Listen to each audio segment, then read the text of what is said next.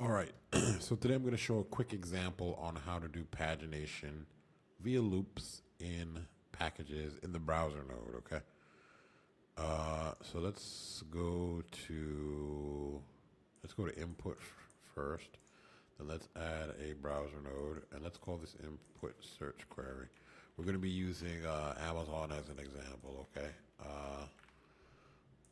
So let's add a finish node, and then now we can go to Amazon, okay? So the first step is we're going to go to Amazon. Let's go to Amazon.com. And then in the search field, we'll say, let's see, do a search. And let's go to fill a field. Let's go to Amazon now. And let's call this one.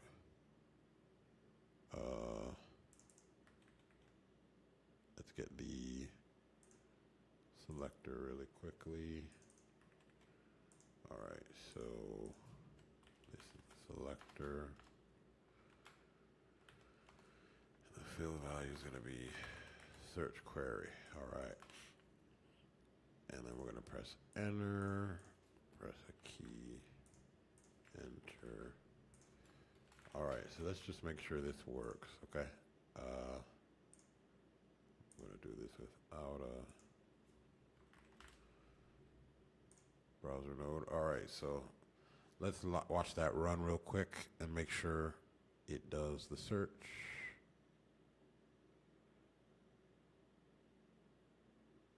All right, perfect. So now what we want to do is we want to start paginating, okay? So I'm going to actually add a wait step here. Let's wait. Let's wait 5 seconds. And then what we're going to want to do is wait 5 seconds. We're going to want to click next, okay? So we're going to have to go back to Amazon and we're going to look for the next selector, okay? Let's see here. So what is the next selector? The next would be this. So let me see here. Just trying to think of a selector. Trying to look for good candidate for selector. Let's go here. S pagination next. I think that'll be a good one. Document.query selector all a dot that. There's only one of those. All right. So let's use that as the selector for next. And then let's actually make this a little bit longer, 10. All right, so now we can start our loop, okay? And this will be the loop in the browser node. We want to return to the wait 5 seconds step. So let's go to wait 5 seconds. And then let's repeat this. Let's paginate 4 times, all right? Now, all right, so we're paginating 4 times, and I think that's good. So let's watch the browser just paginate, okay? So we're not extracting any data yet. We're just looping, okay?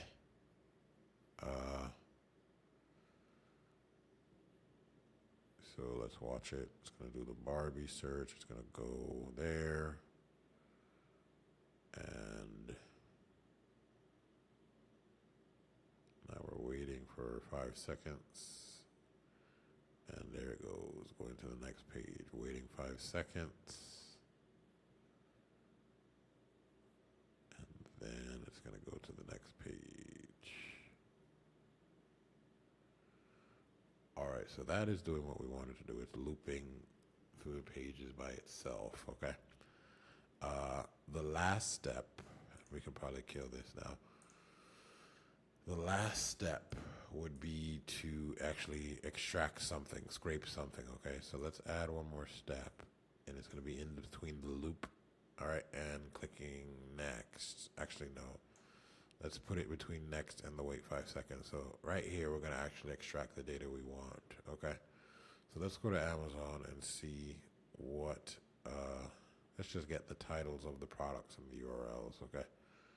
So let's look for a selector for this title. Is H2 really the selector?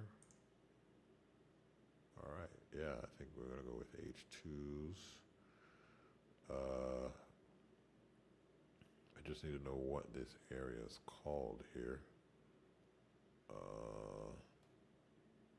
Let's see here. Let's use our extension to find the selectors. Okay.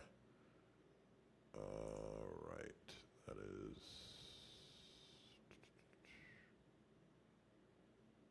Let me see here. H2.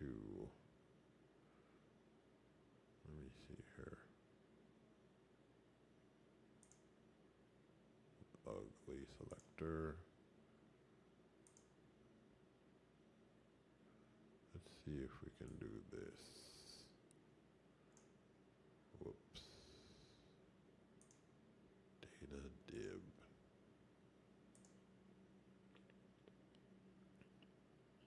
All right.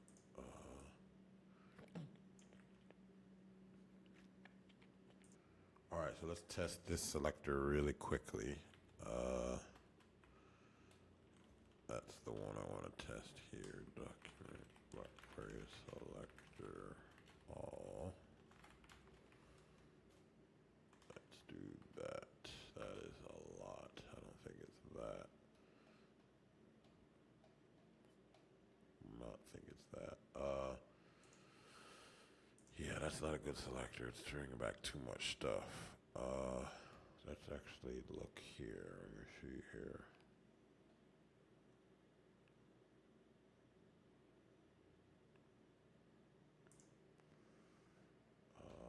We're still looking for a selector. 1 second.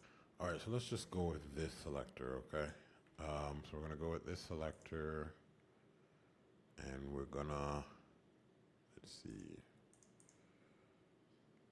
Let's use this as push to storage. Let's call this push to storage, okay? We're gonna go with execute JavaScript, and then we're gonna go with, let's paste the selector here for a selector. And now we will push this to storage, okay? Yeah, we need both of these, so let's do that. Perfect. So let's go with listings. All right. All listings equals. Okay, or that.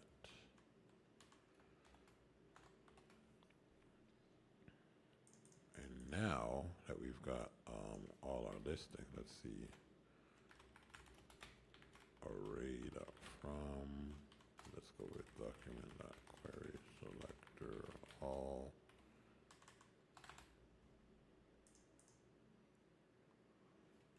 All right, that looks good. Now we've got our selector. We've got all our listings. Okay. I'm gonna say for columns 1 of current. And now we're gonna push. Let's see here. Finally close that. Let's go ahead and push. Final push. Title 1 dot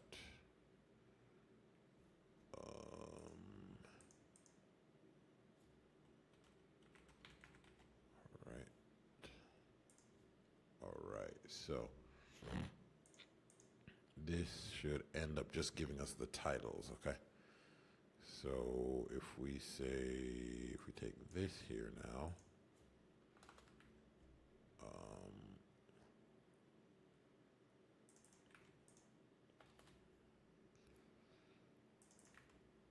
all right, so now, final, let's call this listings. And for the value, let's go with JSON.stringify final. Okay. So save all the listings. All right. So here's the final piece of code that handles adding just the titles. Okay. So the last step here is that is going to be after we paginate, we want to return the listings. Okay, so we're just going to do. Let's go to here.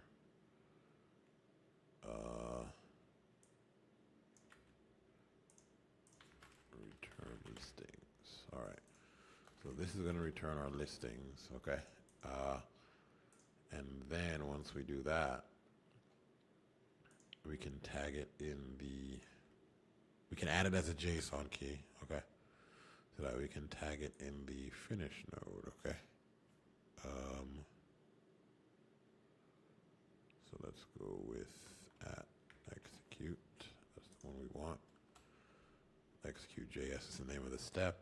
And then let's just turn this into an array, sorry, a table. And let's see what that does, okay? And I'm going to reduce the number of paginations so it doesn't take too long. Let's just repeat this twice, okay? And let's run this and see what it comes back with, all right? We'll fix any errors if any errors come up.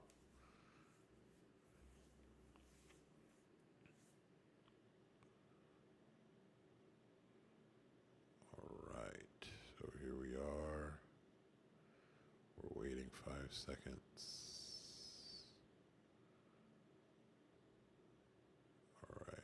Page 1. Now we're looping 2 more times to get to page 3. Waiting 5 seconds.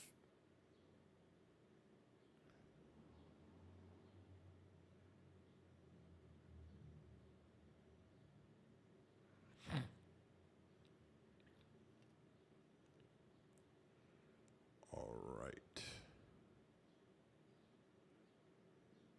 That should be done. And perfect. There we have all our data. All right. So I hope that helps. But just to recap, I think the big thing that you want to keep in mind is this loop step, okay? And then once you push to the storage, doing it this way will ensure that as you paginate, the data is kept or retained, okay? You got to use the packages storage functions, which you can find here, okay? I hope that helps. Have a good one.